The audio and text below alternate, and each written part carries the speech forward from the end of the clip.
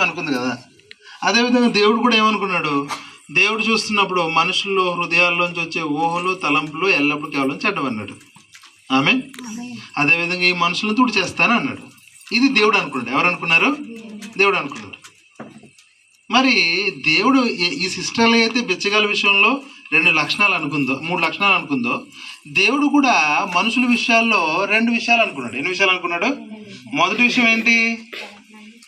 మనుషుల్లోంచి వచ్చే తలంపులు అన్నవి చెడ్డవి. రెండోది ఏంటి? ఈ మనుషులు నేను నీళ్ళతో తుడి చేస్తున్నాను. ఆమె ఇప్పుడు ఇతను ఏం చేశాడంటే, ఇప్పుడు ఇతను నోవా కదా, నోవాతో పాటు నేను కూడా ఉన్నా, అతని తరంలో ఉన్నాను నేను కూడా.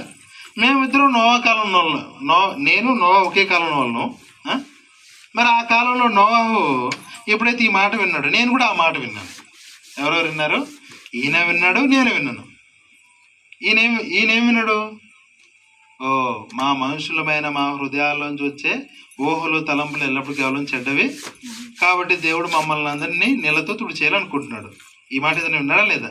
ఈరోజు మీరు కూడా విన్నారా లేదా? ఓకే, నేను కూడా విన్నాను. ఎవరు విన్నారు? నేను కూడా విన్నాను. ఎప్పుడైతే విన్న తర్వాత ఇప్పుడు నా కళ్ళతో నా మనసును చూశాను. ఎవరి కళ్ళతో చూశాను? ఎవరి కళ్ళతో? నా కళ్ళతో. ఎప్పుడైతే నా కళ్ళతో నా మనసును చూసినప్పుడు నేను ఇంకా వాక్యం చెప్తున్నాను, ఏలూరు నుంచి వచ్చాను నేను. దేవుడు నా మనసులోంచి వచ్చే ఊహలు ఎల్లప్పుడు కేవలం చెడ్డవన్నాడు. నన్ను నేను చూసుకున్నప్పుడు, నా మనసును చూసినప్పుడు ఎంతో ప్రయాసతో ఏలూరు నుంచి వచ్చాను. ఈరోజు ఇలా వాక్యం చెప్తున్నాను. చెడ్డవే. ఎప్పుడు చెడ్డవే? నేను తిరిగి వెళ్తున్నప్పుడు ఒకవేళ నా భార్య మీద కోప్పడినా, నేను తిరిగి వెళ్తున్నప్పుడు మా పాప మీద కోప్పడినా, అప్పుడు చెడ్డవే. నేను ఇప్పుడు వాక్యం చెప్తున్నాను కదా, ఏలూరు నుంచి ఇలా త్యాగం చేసి వచ్చాను కదా, ఇదెలా చెడ్డదవుద్ది?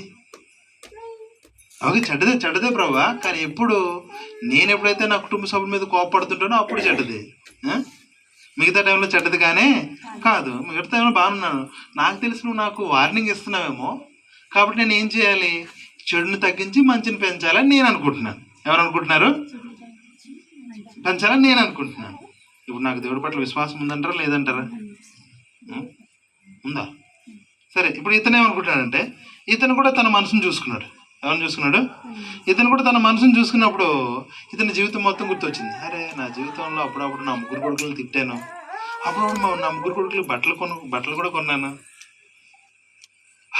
చూస్తే నేను 50% మంచి పనులు చేశాను, 50% చెడ్డ పనులు కూడా చేశాను.